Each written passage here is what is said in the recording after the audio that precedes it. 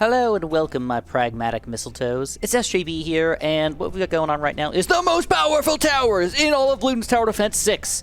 The top 10 of the most powerful towers in Bloons Tower Defense 6. You might be thinking, Chris, you've got most of them on the screen right now. I mean, how could you possibly best the true Sun God? He's clearly the most powerful tower in the game. Well, first of all, I want to point out that we are not talking about Paragons today at all, so if you're thinking anything about Paragons, just wipe that off the board. That's not what we're talking about. On top of that, we are not talking about the most expensive towers in the game, because the True Sun God and the Legend of the Night and the Anti-Bloon and, oh, don't forget about this puppy right here, one of the most expensive towers in the game, Super Mines. You might be thinking all of these guys are the best towers in the game, but they're also the most expensive. Instead, think completely different. Wipe your slate clean. Get rid of all of that nonsense out of your brain. And now I want you to think about what is the best bang for your buck towers in the game. If you think a $430 tower is the best bang for your buck tower, or if you think a random 4th tier Alchemist with transforming mechanic is the best bang for your buck tower, that's what we want to talk about today. So what we're going to do is we're going to be playing on Impoppable today. We're going to be using no heroes at all, and we're going to be playing with our top 10 towers in the game. Now, I'm going to start off by not listing them in order at all. I'm just going to be playing with them because we're going to be getting different 1st tiers, 2nd tiers, 3rd tiers, 4th tiers, and 5th tiers at different time. And then at the very end of this video, we're going to go through my top 10 in order. And to start us off, we're going to be going with the Dart Monkey, base level. Yeah. Believe it or not, the Dart Monkey is one of my top 10 favorite towers in Bloons Tower Defense 6. There's just nothing else like it as a starting tower. On Chim's mode, it becomes a little bit less efficient because when you don't have Monkey Knowledge, you don't get through as many Bloons, you don't have much Pierce. But as a base tower, having this much popping power and this much attack speed is actually really, really, really good.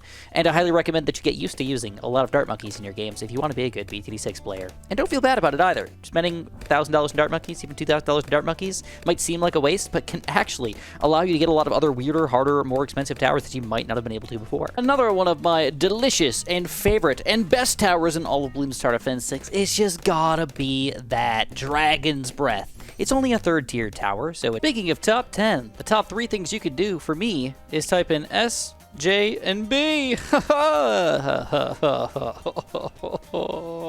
It's kind of a lower tier tower on our list, but for the power that you get out of him and the versatility that you get out of him in the early game is just kind of insane. You can give him early, easy camo detection, he pops Bloons and ceramics with ease, he has lead popping power. The only thing that he cannot do is pop purples, but are purples really a major issue for most players in Bloons Tower Defense 6? I would argue probably not. So just get something that can pop purples in the front and let him do everything else. On top of that, he can even pop Moab class Bloons pretty well. It's not like an all-powerful, easy, automatic kill on the Moab, but it's still really, really powerful. So do not underestimate him whatsoever. He's going to kind of dominate for us for a while. I mean, look at this pink popping power, and having the camo detection. He's doing almost all of the pops for us right now, almost in their entirety. But I shouldn't underestimate some of my other towers in here. So give me a second. So one interesting thing to note here is that having a bunch of really awesome towers, and my favorite towers combined together does not automatically mean that they are going to work well with each other all that well, but we're going to try anyways to make this happen for y'all. We're going to go for a quick cannon ship here with our Wall of Fire Wizard in the back, and we survive! And it's just about that time. One of my other favorite towers of Bloons Tower Defense 6 is gotta be, believe it or not, a Monkey Pirates. It's such a weird and unique and awesome tower. It can be used in so many special ways. It's just awesome. First of all, it's got a ton of popping power. If you get him in a spot on water where you can actually hit both sides over here, it's kind of ridiculous. And then on top of that, you can it's kill a Moab. So this, and it's kill a BFB, which might not seem like it's that big of a deal, but using him in special and fun ways to even take down weird reinforced BFBs late game, or weird BFBs just to sort of clean up some Bloons here and there, is just so powerful, it's almost unreal. Unfortunately, I forgot about purple popping power. Actually, more likely, it's I forgot about camo purple popping power, because this was my only camo detection for such a long time. That being said, I still really, really, really like Monkey Pirates. The one thing that you kind of have to sacrifice here is you don't get the double shot and the camo detection, so if you don't have that village in between everything, you do have to kind of decide between the camo detection or the extra popping power, which, let's be honest here, is the case for most of our towers in this game. You kind of have to decide, if you're not going to go for a village, you gotta go for the less powerful upgrade.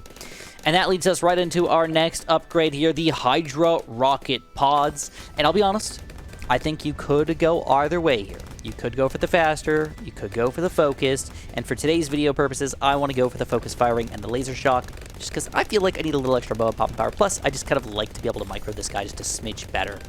So here he is. What is the weakness to Hydra Rocketpods? Well, first of all, the awesome thing about this guy is for a ridiculous 3rd tier tower. He is one of the only towers that can pop all types of Bloons.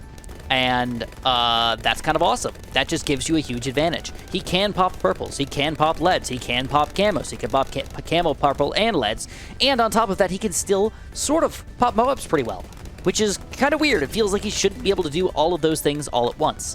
Now, we are spending a reasonable amount of money here on this guy, so it's not like he's super cheap or anything, but for the bang for your buck, you are getting a lot out of a Hydra Rocketpods. And of course, you're getting a lot out of every single tower on the screen right now, because these are my top 10 best bang for your buck towers in the game. This is a smidge late to get this guy, but I honestly think it's still going to help us out greatly throughout the rest of the game here, and we're going to talk about the Ring of Fire.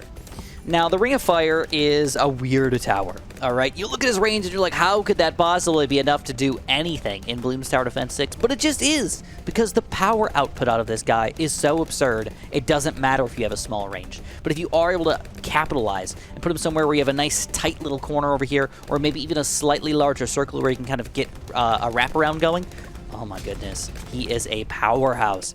Now, he's I don't want to say one of the worst of my towers so far, so I'm not ranking yet, but he does have some weaknesses. He doesn't have purple popping power, he doesn't have camo detection, he doesn't really have Moab popping power, but what he does have is very clearly tons of Bloon popping power. We're taking down ceramics like it's our job, and this is only a, what, $4,000 tower with some cheaper upgrades before that. He's just strong for what he does, which is taking down Bloons.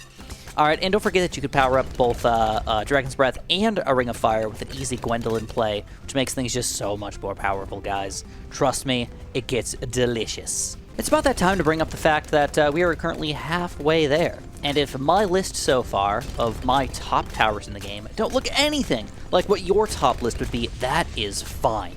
I just want to point out really quickly that there are, well, I think 22 towers in the game right now, 23? There's a lot of towers, more than 20, times 15 different upgrades that you could go for. All right, we're not even talking about cross paths with all the differences in here, but 15 times 20 is a ridiculous number. We're talking about over 300 different upgrades we could go for, and we're trying to narrow it down to our top 10. So your list doesn't match mine, that's okay.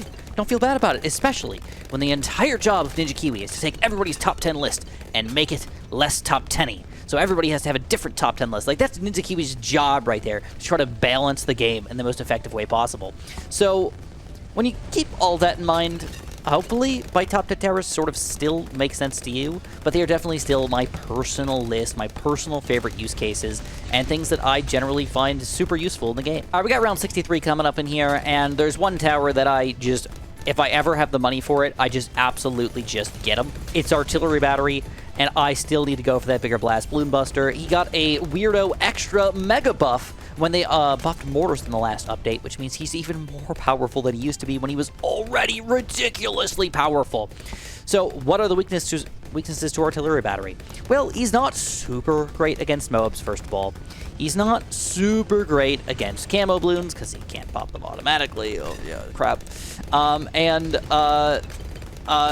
He still has a slight weakness to ridiculous amounts of Bloons and or having to micro. All right, I think this is his biggest weakness. Micro. Microing sucks. All right, I think everybody can agree here. Nobody likes to micro, and this is what everybody's going to say is his biggest weakness. If you got to move him around to get his max popping power, what's the point?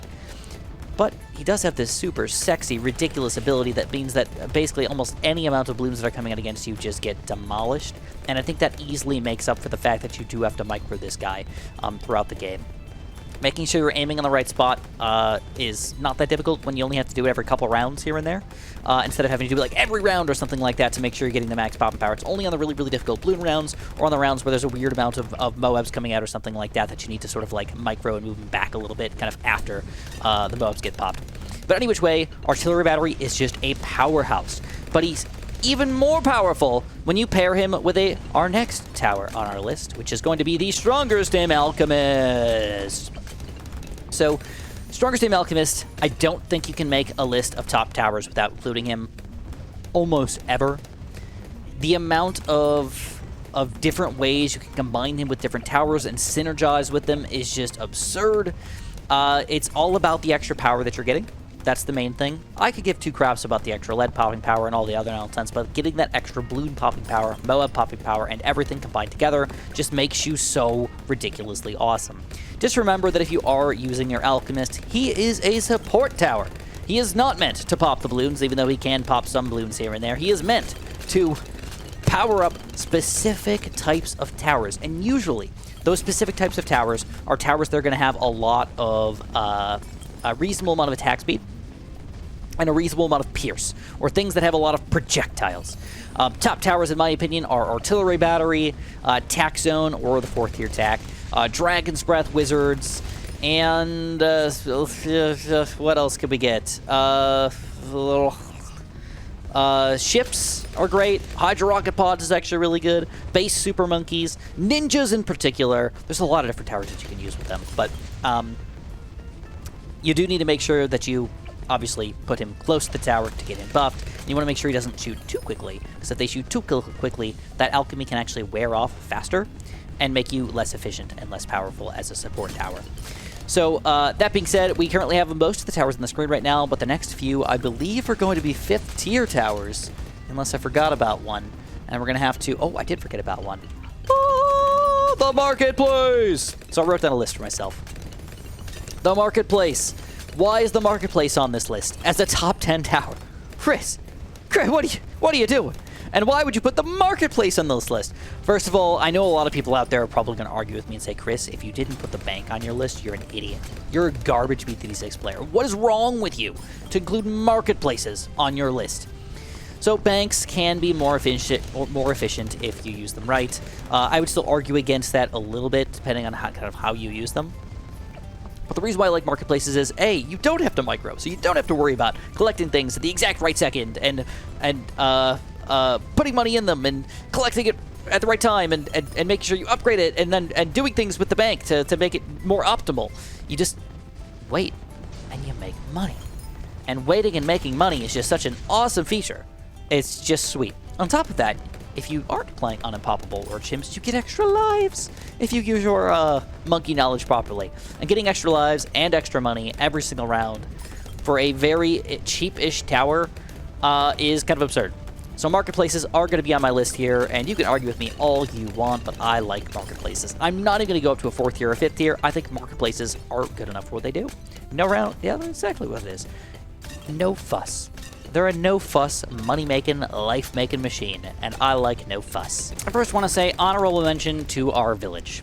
I am going to be using a village today because I do not have enough cam protection with the current towers that I'm building. So clearly a smidge of a weakness, I guess, to my towers is I like power over having automatic or good cam detection. But that is not one of my towers in the top 10 today. I just want to throw that out there. He's just here to help support everybody else.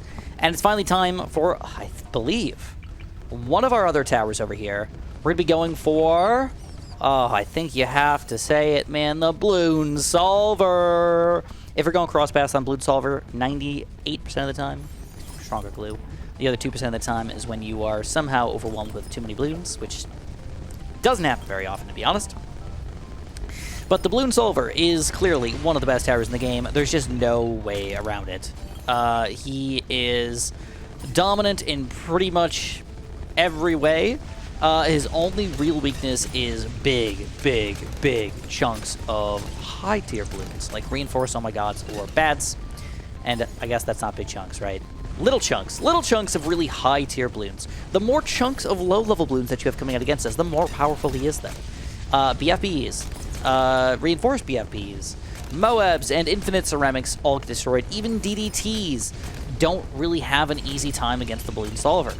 He just pops all the Bloons. And normally, when a tower just got buffed recently, I would not put him in a list like this, because I would say, he probably got overbuffed. He's probably just going to get re-nerfed in the next update. And that's where I have to put in my second honorable mention here.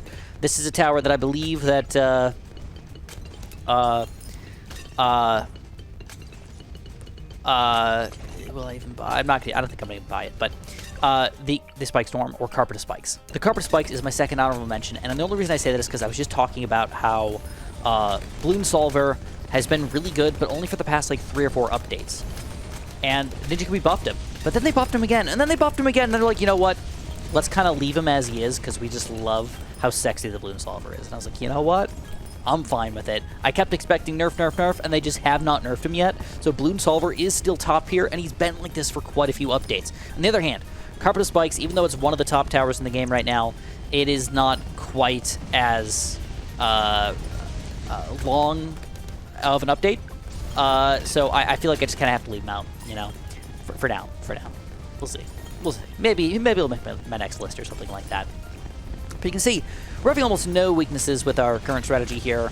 Not all of our towers are designed for late game, and maybe they shouldn't even have been built in the first place if we're playing on a game like this. But overall, things are going really, really good. Even the highest tier balloons in the game. Look at this. Big chunks of Oh My Gods here. We've got abilities to use as well, which I really haven't even been doing much, man. Artillery Battery. I mean, look at this. Plus, a couple of these guys don't really combine all that well together. Like, Artillery Battery, Bloon Solver, probably not a combo you'd normally build in most situations, but who really cares at this point? And we almost have enough money for our last tower. So if you have not seen your favorite tower, your top tower, on the screen yet, there's only one left that we can build. And I'm a little sad that I might not pick your favorite tower. But I have to go for it. I can't quite afford it yet, but you can see where I'm going with this. It's going to be a blue, a green, a purple, an orange. Which one will it be? It's going to be a purple. It's going to be one of these 5. Now, most people, again, thinking all about money, might be thinking Super Monkey. But it is not going to be a Super Monkey. It will not be a wizard. It will not be a ninja. It will not be an alchemist. It's going to be a druid. So what is my favorite druid? It's got to be the middle path, the Spirit of the Forest. So I haven't bought him yet, but Spirit of the Forest is just ridiculously awesome because he does so many different things. First of all, he makes you extra cash. He can basically, if you get him early enough, he can pay for himself by the end of the game and still do things in the process, which is kind of sweet. He's got an ability, which you can combine with farms as well, which is kind of ridiculous. He pops ceramics just by instantaneously taking them down. And he's got the vines, which are probably the most absurd part of the Spirit of the Forest in himself. The vines all over the map. Positioning him does actually matter these days because these vines do more damage than these vines, and even more damage than the brown crappy vines. But don't get me wrong, they still do a lot of stuff here.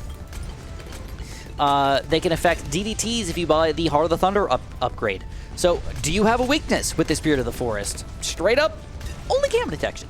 If you give him cam detection, though, he is basically all-powerful. Only thing that's going to even remotely he will even remotely not do well against is the bad blue. All right, you got to keep that in mind. He is not a bad popper. He is an everything else popper, but he's even kind of a Oh My God popper. I mean, look at this. Only Oh My Gods on the screen. Look how much damage we're doing. It's absurd. I mean, that's with all the other towers attacking and everything. He's still getting thousands, about tens of thousands of pops just like that, even against competition.